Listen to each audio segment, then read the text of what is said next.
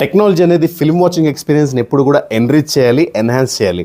అప్పుడే దానివల్ల ప్రయోజనం ఉంటుందని నమ్మచ్చు. ఐ థింక్ 2.5 ఏళ్ల క్రితం అనుకుంటా ఆచార్య సినిమాలో చిరంజీవి గారి డీఏజింగ్ సీన్స్ చూసి మనందరం నవ్వుకున్నాం. ఎందుకంటే ఒక టెక్నాలజీ సినిమాకి ఉపయోగపడుతుంది అని గుర్తించడం ఇంపార్టెంట్ కాదు, దాన్ని స్క్రీన్ మీదకి ఎంత అందంగా ట్రాన్స్లేట్ చేశారనేది ఇంపార్టెంట్. అది మన కథకి ఏమన్నా ఉపయోగపడుతుందా అనేది ఇంపార్టెంట్.